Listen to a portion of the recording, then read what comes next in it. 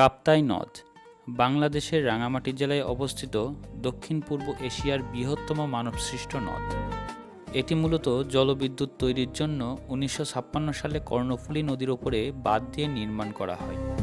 এই বাঁধের ফলে রাঙামাটির ৫৪,০০০ একর উর্বর কৃষিজমি তলিয়ে যায় এবং হাজার হাজার আদিবাসী মানুষ তাদের ঘরবাড়ি হারায়। নদটির ইতিহাস কিন্তু বেশ দুঃখজনক। ১৯৫৬ সালে পাকিস্তান সরকার কর্ণফুলী নদীর উপরে এই বিদ্যুৎ কেন্দ্রের কাজ শুরু করে এবং ১৯৬২ সালে নির্মাণ কাজ শেষ হয়।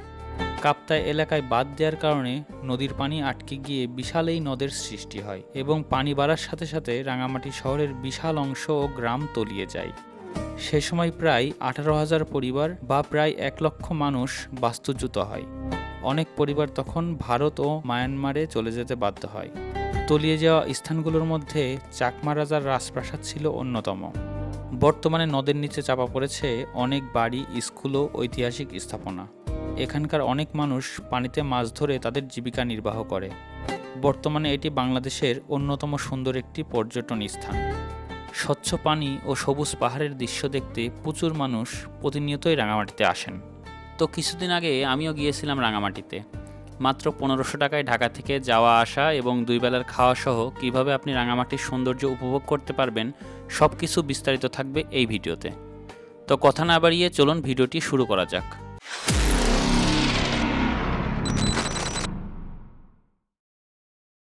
তো আমার যাত্রাটি শুরু হয়েছিল কুষ্টিয়া থেকে। কুষ্টিয়া থেকে আমি যাব ঢাকার সায়েদাবাদ। সায়েদাবাদ থেকে আমাদের বাস রাত ১১টার সময় রাঙামাটির উদ্দেশ্যে রওনা হবে। তো আজকে আমার রাঙামাটি ভ্রমণটি ছিল বাংলাদেশের একটি সুপরিচিত ট্যুর গ্রুপ যার নাম ট্যুরবাস বিডি।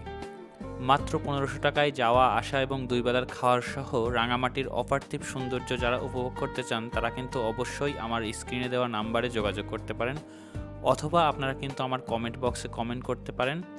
ভ্রমণ সম্পর্কিত সম্পূর্ণ ডিটেইলস আমি কিন্তু আমার ডেসক্রিপশন বক্সে দিয়ে রাখব।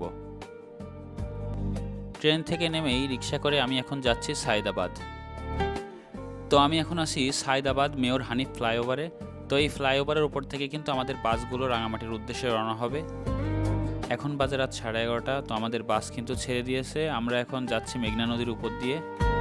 তো যাত্রাপথে আমাদের বিরতি হলো কুমিল্লা কালাকচুয়াতে। তো কালাকচুয়াতে নেমেই কিন্তু আমি একটা কফি খেলাম এবং ফ্রেশ হয়ে কিছু শুকনা খাবার কিনে বাসে উঠে পড়লাম এবং আমাদের বাসটা আবার চলতে শুরু করলো। তো যাওয়ার সময় অনেক বৃষ্টি হচ্ছিল এবং বাসের সবাই অনেক আনন্দ করছিল। আসলে এই মুহূর্তটা বলে বোঝানোর মতো না।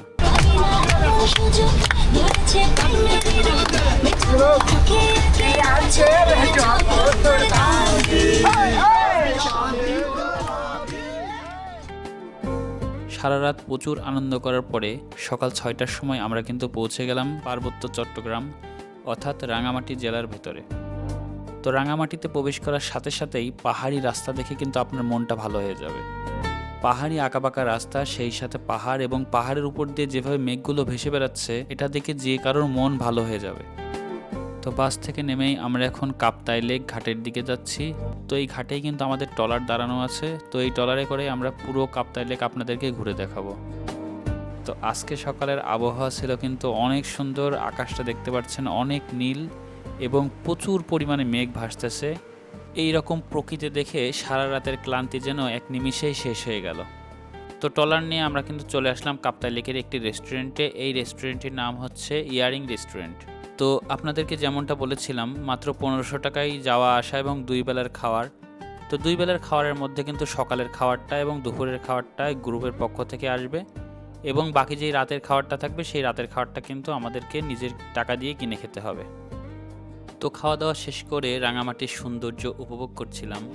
আসলে বাংলাদেশের রাঙামাটি জেলা যে এতটা সুন্দর যেটা আপনি সামনে থেকে না দেখলে কখনোই বুঝতে পারবেন না। চারিদিকে উঁচু উঁচু পাহাড় এবং পাহাড়ের উপরে মেঘের ভেলা, এ যেন এক অকল্পনীয় সৌন্দর্য। সকালের খাওয়া দাওয়া শেষ করে আমরা এখন রওনা হলাম বাংলাদেশের একটি ভিন্ন জাতিগোষ্ঠী উপকূলে। আসলে এটি একটি আদিবাসী গ্রাম। এখানে প্রতিটা মানুষ বৌদ্ধ ধর্মের অনুসারী। উপরে একটা বৌদ্ধ মন্দির, এই বৌদ্ধ মন্দির দেখার জন্য উপরে উঠতেছি। তো উঠতে গিয়ে অবস্থা খারাপ, দেখেন রাস্তা। আমি বৌদ্ধ মন্দিরের কাছে চলে আসছি। আমি সামনে থেকে দেখাচ্ছি এই যে বৌদ্ধ মন্দিরটা। অত্যন্ত সুন্দর এই গ্রামটির নাম মহালছড়ি গ্রাম। এই গ্রামটি রাঙামাটি জেলার জুরাছড়ি উপজেলায় অবস্থিত। তো এই গ্রামটির সৌন্দর্যের পিছনে কিন্তু লুকিয়ে আছে এখানকার আদিবাসীদের কঠোর পরিশ্রম এবং সংগ্রামী জীবন। তাদের এই কঠোর পরিশ্রমের মাধ্যমে কিন্তু আজকে তারা তাদের অস্তিত্ব টিকিয়ে রেখেছে। আমি এখন এক ঐতিহাসিক জায়গাতে দাঁড়ানো। আমার পেছনে এটা হচ্ছে আদিবাসী গ্রাম। এখানে প্রচুর পরিমাণ আদিবাসী থাকে। তো এই যে ছোট ছোট ঘরগুলো দেখছেন, এগুলো হচ্ছে তাদের দোকান। তো এই দোকানগুলোতে তারা তাদের বানানো জিনিস বিক্রি করে, যেমন গামছা, চাদর, আরও বিভিন্ন রকম আইটেম আছে, নাম জানি না।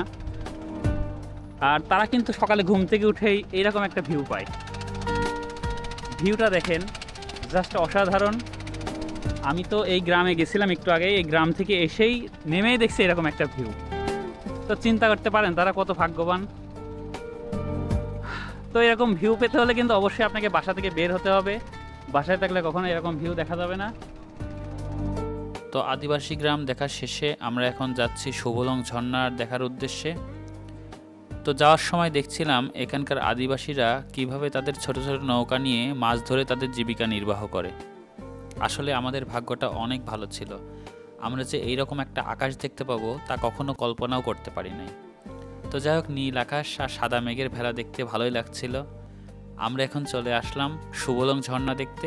তো সুবলং ঝর্ণা দেখে কিন্তু আমরা পুরোটাই হতাশ, কারণ সুবলং ঝর্ণা দেখার সবথেকে ভালো সময় হচ্ছে বৃষ্টির সময়। যেহেতু এখন কোনো বৃষ্টি নেই, যার কারণে আমরা সুবলং ঝর্ণাটা ভালো করে দেখতে পারিনি। তো আপনারা যারা সুবলং ঝর্ণা দেখতে আসবেন তারা কিন্তু অবশ্যই বৃষ্টির সময় আসলে সুন্দর একটা ঝর্ণা উপভোগ করতে পারবেন।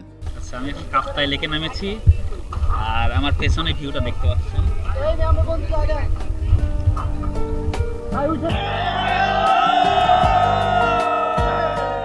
ভিডিও হচ্ছে ইউটিউব চ্যানেলে লাইক সাবস্ক্রাইব করবেন, ঠিক আছে? এই ভিডিও শেয়ার করে দিন, সবাই লাইক করে দিবেন। আমরা সবাই কোথায় আছি?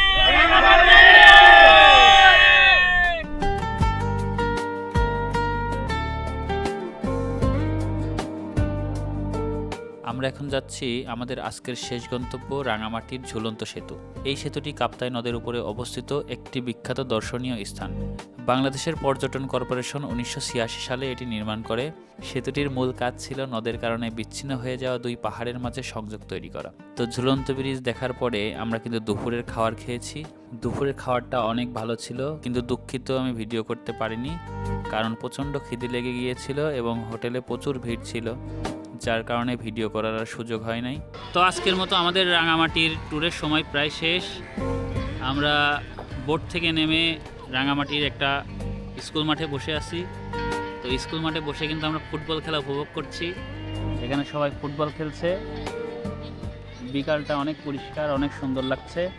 তো আমার ভিডিওটি যদি ভালো লাগে অবশ্যই আমার চ্যানেলটিকে ফলো করবেন, এবং যদি ইউটিউব থেকে দেখে থাকেন তাহলে অবশ্যই আমার চ্যানেলটিকে সাবস্ক্রাইব করবেন। তো ধন্যবাদ, সবাই ভালো থাকবেন। শুভ বিকাল।